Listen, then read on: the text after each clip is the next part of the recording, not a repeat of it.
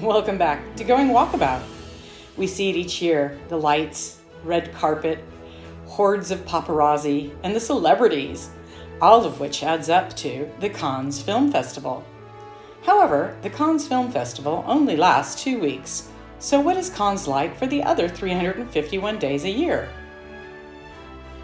In this video, we'll explore why Cannes is a great place to visit for the other 351 days out of the year. Cannes, west of Nice on the Côte d'Azur, roughly the population of Santa Barbara, California, with about 72,000 people living in its scenic embrace. We started our journey to Cannes from Nice by way of the excellent French rail system. The tickets were €8 each for a 30-minute trouble-free trip to this haven of stars, bars, and boulangeries. The journey is worth the €8 as the train caresses the ocean, so you can see the Côte d'Azur out the window the whole trip. There are so few places in the world I can think of where you can experience this kind of beauty from the perch of a smooth train ride. Cannes was a quiet fishing village until 1946, when Hollywood and the world film industry descended on the quaint town for what would become the epic event of the Cannes Film Festival.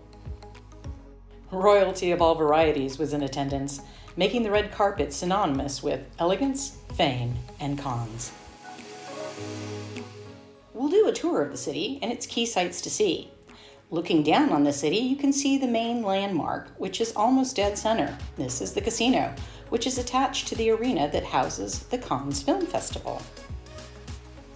We'll start our tour from this point. You may want to pop into the festival store. You can purchase some pretty clever t-shirts promoting Cannes and the festival, some posters, and some bigger photos of your favorite stars. From here, we'll start to walk out of the main town towards the beaches. Not to worry, we'll circle back and explore the main town before the video is over. Walking next to the beach, you'll see all the usual suspects of beautiful shops on your left-hand side. And while the windows are wonderfully done and quite attractive, I prefer the beach view on the right-hand side.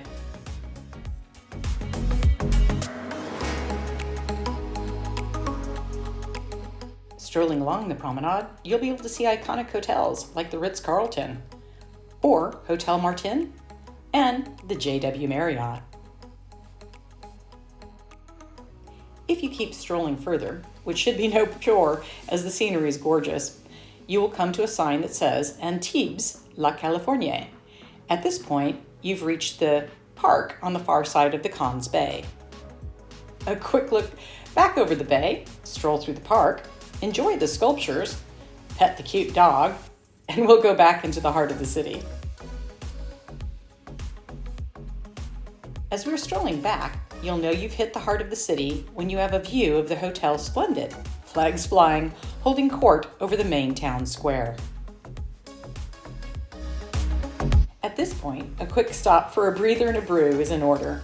What better way to quench a thirst than an ice-cold 1664, accompanied by some beautifully cooked dory with artichokes and lovely French ham.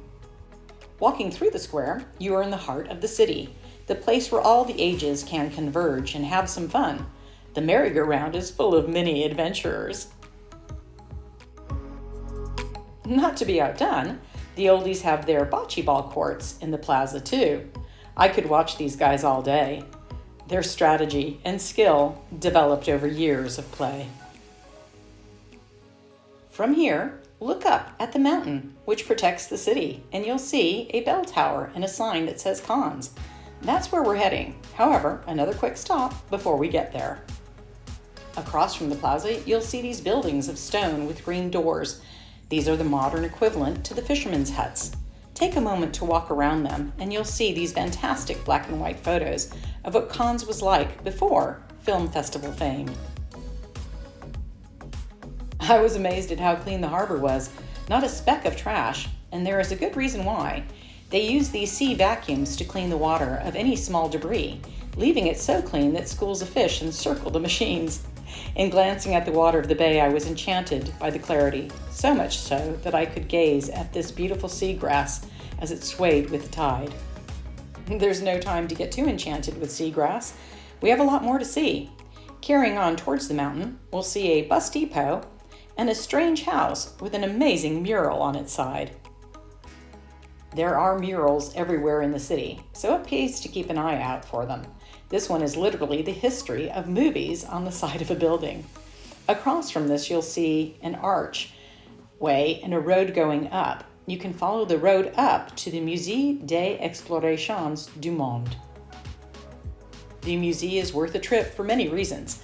The views from here are wonderful, and the artifacts within are very interesting. Remember, the employees take lunch break from 1 to 2, and even if you get there at 12:30, they won't let you in as you wouldn't have enough time to see all the artifacts. So plan accordingly. Just outside the Musee is a perfect viewing area to see the city.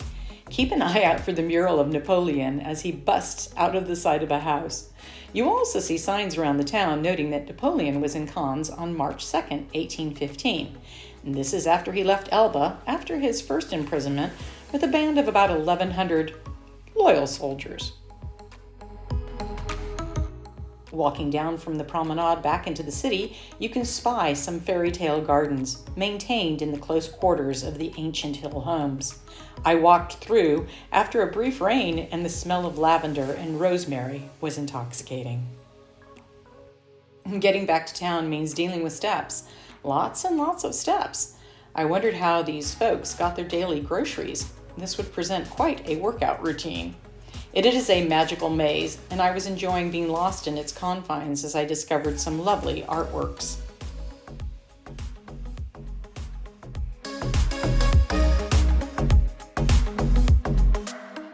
Thankfully, I discovered a sign that put me on the right track into the oldest part of the city, where I was enthralled by the artwork on the restaurants and on the side of the buildings.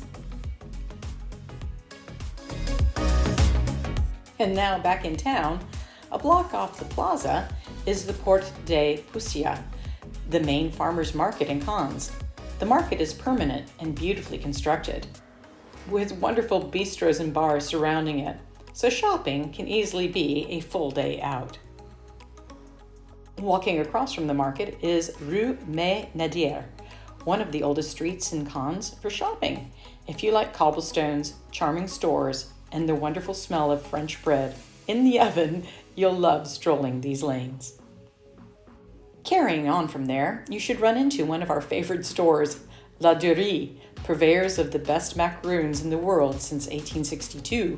And since we had a landmark celebration that evening, I splurged on a box of 6 macaroons and a half bottle of rosé champers, which cost a cool 53 euros.